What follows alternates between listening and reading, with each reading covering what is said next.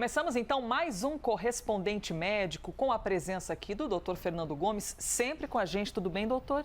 Tudo ótimo, Elisa. Vamos trabalhar, tem muito assunto importante, não? Pois é, prontíssimo para todas as perguntas que vão chegar aqui? Vamos lá. E vão chegar por meio dos nossos telespectadores, vocês que estão nos assistindo. Hashtag correspondente médico, vai lá no Twitter, deixa sua questão que eu já compartilho aqui com o doutor. Pois bem, começamos o nosso quadro falando de uma nova variante do coronavírus que foi encontrada, veja só onde, em uma caverna da Tailândia. Segundo uma universidade de Bangkok, essa mutação que foi encontrada em morcegos tem mais de 90% do genoma do SARS-CoV-2. Mas apesar da semelhança, os pesquisadores garantem que o vírus não pode ser transmitido direto a um humano. Ele precisa de um hospedeiro intermediário. Doutor, como funciona isso? Muitas vezes, muitas doenças precisam disso. Você não consegue fazer uma transmissão direta de um determinado agente patológico, como por exemplo um vírus ou um parasita, diretamente. Então, através de um intermediário, de um hospedeiro intermediário, você faz então a comunicação e a transmissão do próprio processo viral. O que é mais importante da gente dizer, Nerisa, quando a gente passa uma notícia dessa, a gente está falando aqui de ciência básica e de identificação de um vírus muito parecido, que tem uma carga genética bastante parecida com o atual novo coronavírus. Mas que não significa que isso represente uma ameaça real e concreta atual para a população. Acho que problema a gente já tem bastante. Pois é, não queremos mais, né? Pelo menos não por enquanto, a gente já está cheio deles. Apareceu um bichão diferente aqui, hein, doutor? Quem é esse pangolim? O pangolim é um mamífero que faz parte potencialmente de uma cadeia de comunicação. Então ele seria um vetor importante para que pudesse fazer então o carreamento desse vírus para depois então o contato com humanos conseguir a sua transmissão. Então ele que seria esse transmissor da doença. O senhor sabe que na hora que a gente estava aqui, eu estava lendo pela primeira vez essa informação, eu logo me lembrei da febre amarela, porque a febre amarela, para a pessoa pegar a febre amarela, ela precisa ser picada por um mosquito, e um mosquito que tenha picado um macaco. Então é um exemplo desse vetor de transmissão, né? Que não é o macaco que faz mal para a gente, mas sim o mosquitinho que pica. E existem outras parasitoses, por exemplo, que funcionam assim também. Você pega, por exemplo, a questão da cisticercose e a necessidade da tênia, que acaba sendo o verme, tendo contato então com o porco e através do próprio consumo dos produtos do porco, não só da carne, mas do próprio dejeto do porco, muitas vezes contaminando a plantação, como forma de transmissão para o próprio organismo e para o sistema nervoso central, inclusive. Ainda falando de variantes, mutações, o governo do Reino Unido anunciou que a mutação britânica pode infectar pessoas que já foram vacinadas. Mais um alerta que fica aceso aqui em nossas cabeças. De acordo com cientistas, a cepa conhecida como variante de Bristol contagia os imunizados pela vacina e também quem já teve a doença. Então, isso já faz cair por terra aquela ideia que as pessoas têm. Já peguei a Covid, então eu estou imunizada, não preciso mais me cuidar. Só que não, e a ciência está comprovando isso. Os pesquisadores ainda não sabem se essa mutação é mais ou menos transmissível que aquela encontrada anteriormente na Inglaterra. A variante de Bristol tem a mesma mutação das que foram encontradas no Brasil e na África do Sul. Doutor Fernando Gomes, é o tipo de notícia que a gente não gosta de dar, mas aqui a gente lida com a realidade e a nossa missão é compartilhar com todo mundo a realidade. Como lidar, com essa situação, com esse novo desafio que a gente já aprendeu do ano passado para cá? A gente tem duas formas bastante eficazes na nossa mão. A utilização de máscara e todo o protocolo que a gente já sabe de higiene, de lavar as mãos, evitar o contato com mucosas, como por exemplo nariz, boca e olhos, a questão do distanciamento social e a testagem em massa, Elisa. A partir do momento que você identifica, você tem mais controle e você consegue orientar para que a população, de alguma forma, ajude a frear essa propagação. Lembrando que as vacinas, como muito bem foi dito, levam um tempo, por mais que tenha um tempo recorde muito rápido, que a gente sabe que isso representa um avanço tecnológico, que a gente está vendo agora isso acontecer, existe um tempo e a gente sabe que a parte biológica do vírus acaba sendo muito poderosa em termos de transmissão. Doutor, se alguém pega a Covid-19, ela só consegue saber qual é a cepa se houver aquela análise pelo sequenciamento genético. Você precisa estudar exatamente a intimidade do vírus para conseguir identificar qual que é a organização genética que ele tem.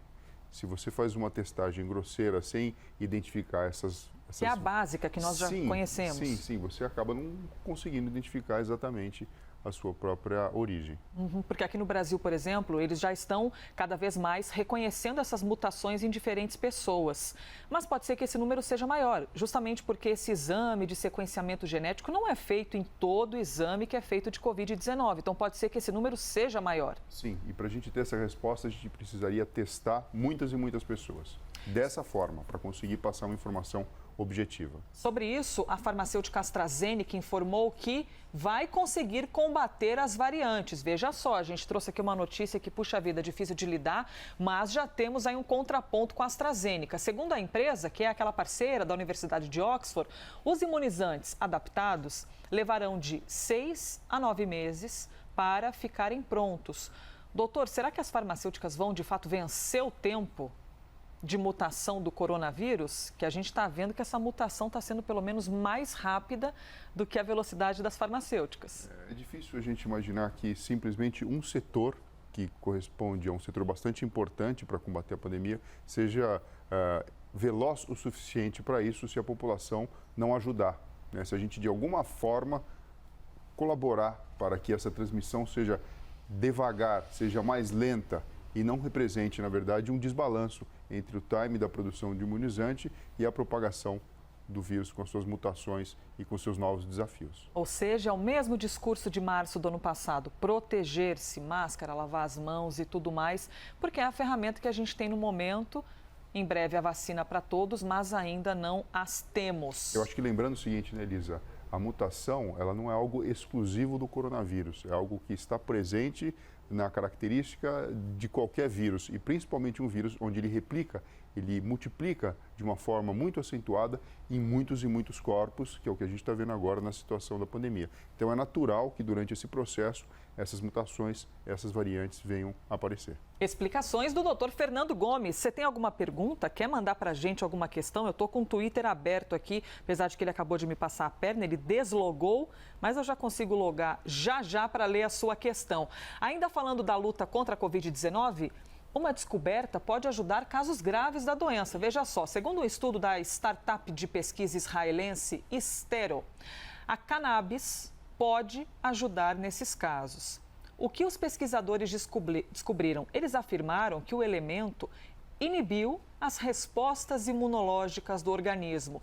Mesmo com todos os resultados, a Stero Biotech pede cuidado no uso da cannabis para tratamento da Covid-19, né? Para ter pé no freio. Não significa que tem essa informação que já pode consumi-la aí sem cuidados. Lembrando que a gente está falando de uma coisa que é muito além do uso recreativo da droga, né, doutor? Da droga não, da folha, da cannabis. Exato. O que acaba acontecendo é que dentro da cannabis existem diversas substâncias, que são os canabinoides, e eles têm papel terapêutico e influência no corpo humano, sim. Isso porque existem os endocannabinoides, que são substâncias e neurotransmissores que naturalmente já existem dentro do nosso próprio corpo, independente da presença ou não da maconha na vida de qualquer pessoa. Então é estimulado. Isso, porque existem receptores para substâncias semelhantes às que existem na planta.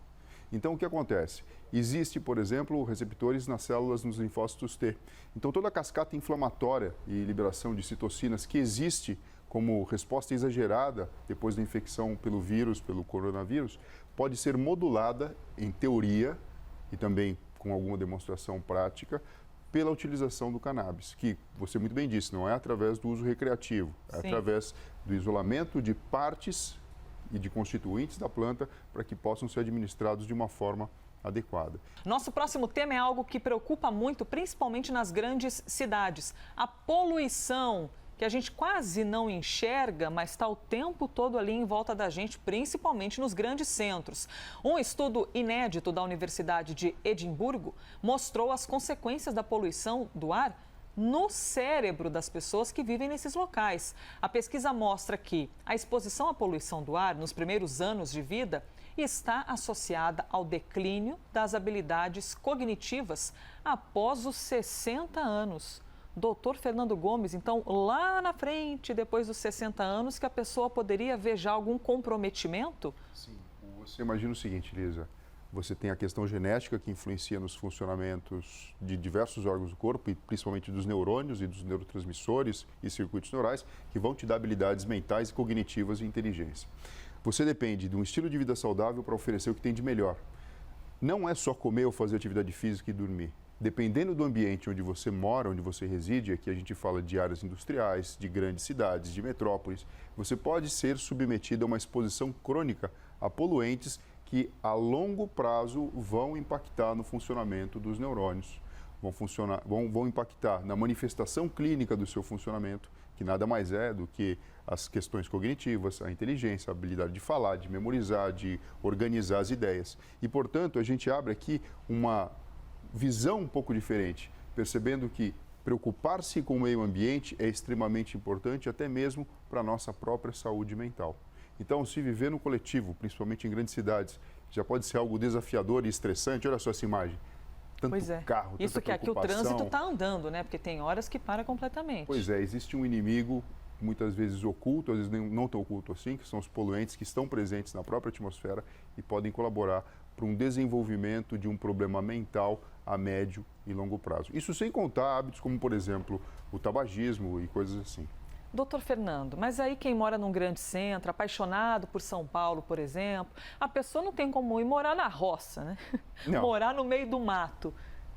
Qual a alternativa, então, é cuidar ainda mais da alimentação, cuidar ainda mais dos hábitos saudáveis? Sim, o que você pode evitar, você evita, Elise. Então, a gente já sabe que o tabagismo seria um contato direto com poluentes atmosféricos, então você já deveria cortar ele da sua própria vida de uma forma definitiva. Dica do Dr. Fernando. Segundo, ter contato com a própria natureza. Então, privilegiar a ida ao campo, a ida à praia, como formas, na verdade, de você ter contato com uma atmosfera diferente. E principalmente, né, isso a gente está falando aqui na esfera individual, do que você pode fazer hoje da forma mais simples possível. Quando a gente pensa numa esfera maior de organização social, de organização política, privilegiar medidas públicas que visem você ter um ambiente saudável, um ambiente livre de poluentes, porque a gente sabe que existe uma correlação direta entre muita poluição, e a gente está falando aqui dos diversos tipos de poluentes, e uma alteração cognitiva a longo prazo. As pessoas tanto perguntam, né, sobre como evitar o Alzheimer, como evitar o AVC. Está aí uma boa resposta que deve ser tomada, medidas, na verdade, não só do indivíduo, mas de todo o coletivo, para evitar que as pessoas lá na frente padeçam de algo que poderia ser evitado. E discutir mobilidade urbana. Sempre quando a gente ouvir essa palavrinha, olha a importância de colocar, de repente, tirar tantos carros das ruas, ver transportes alternativos, quem abandona o carro e vai de bike, enfim, vários assuntos que a gente pode, inclusive, tratar novamente em breve aqui em nosso quadro. Para encerrar, para você que pensa, puxa vida, mas só notícia que deixa a gente angustiado? Não, gente, a gente tem uma história inspiradora aqui para você, viu? A Vitória Bueno tem 16 anos e ela nasceu sem os braços. A Vitória foi matriculada na primeira aula de balé com 5 anos de idade. Na época, a mãe dela até que ficou com medo, né? Puxa vida, será que ela vai conseguir se encaixar na turma? Vai que ela não consiga fazer os movimentos. Mas aí a vida vem, né? E mostra pra gente que tudo é possível. Ela traçou um caminho, olha essa foto da Vitória saltando. Mostrou que a vida pode ser bonita e que ela ainda tem muita coisa para conquistar. Hoje ela brilha nos palcos e nas redes sociais, então acaba sendo um exemplo para muita gente. Doutor, muita coisa para falar sobre ela, mas primeiro essa questão técnica, essa questão de mobilidade. Se já é difícil para qualquer pessoa dançar balé, quem dirá quando você não tem os 2 braços, porque a questão do seu centro de referência do corpo muda, né? Então ela teve de se adaptar mentalmente para conseguir dançar o balé. Exato. E agora a gente percebe também o seguinte, quando uma pessoa nasce, existe uma coisa que a gente chama de neuroassinatura. É como se você tivesse toda a equivalência do seu corpo físico correspondente em áreas específicas do seu próprio cérebro. Se ela já nasceu sem braços, o próprio cérebro dela já desenvolveu esse contato com o corpo físico, o seu controle, de uma forma já diferenciada. Quando ela passa por um processo pedagógico de aprender a dançar, e aqui a gente está falando de inteligência corporal sinestésica, o cérebro dela atua de uma forma extremamente rica em termos de neuroplasticidade. Sinapses são incrementadas, comunicações são então facilitadas e o que a gente vê é essa coisa maravilhosa que é uma manifestação artística tamanha de uma pessoa que a gente sabe que com braços já é difícil, imagina sem braços. Então, manter o equilíbrio, manter o ritmo e manter a leveza em toda a sua manifestação artística. Pois é, a Vitória, aos 16 anos, já conseguindo mostrar que, desde pequena, ela teve de ter uma força mental tremenda, né, doutor? Porque ela não teve só de se superar fisicamente, superar o olhar dos outros. As pessoas sempre olhando ali, querendo entender, puxa vida, mas ela não tem os braços, como assim ela vai dançar? Então acaba sendo uma superação dupla, para os outros e para ela mesma, evidentemente. Sim, em duas esferas, né? Uma esfera propriamente dita da execução do ato motor, e a gente está falando da habilidade de dançar maravilhosamente, né? E a outra habilidade de lidar com essa questão da própria autoestima, da autoconfiança, mostrando que não há desafio que não possa ser vencido e a motivação acaba sendo a grande chave libertadora e que abre portas para que a gente possa ver uma coisa tão linda como essa. Doutor, eu vou encerrar o quadro aqui te perguntando o seguinte: ela pode ser um exemplo para a gente de que o quão felizes nós podemos ser fazendo aquilo que a gente quer, aceitando os nossos desejos, porque ela poderia ter deixado de dançar, ter de repente se prejudicado por causa do olhar dos outros, do próprio preconceito, mas ela foi mais forte que isso. Então, como é importante para os seres humanos viverem aquilo que eles querem. Sim, aí você tem aliado, né, a sua própria motivação com as suas metas e com a vida que você vai desenhar para ser experimentada durante a sua existência na face da Terra. E sem sombra de dúvida, isso acaba sendo uma grande dica, né? Às vezes as pessoas estão um pouco perdidas. Quando a gente olha um exemplo desse tão inspirador, isso serve para alinhar a gente em alguns propósitos, mostrando que a gente consegue sim realizar as coisas e principalmente se a gente tem desejo de realizá-las. Vitória Bueno, de 16 anos. Olha que exemplo, a gente achou simplesmente maravilhoso trazer a sua história aqui e toda a sua superação. Que você continue brilhando demais pelos palcos aí na sua vida adulta. Doutor Fernando Gomes, obrigada, viu, por mais um dia aqui com a gente. Obrigado a você, histórias lindas como essa lindo, são realmente, né? Enriquecem o coração. Pessoal, até a próxima. E que a gente possa sempre se inspirar com essas boas histórias. Neste que foi mais um Correspondente Médico.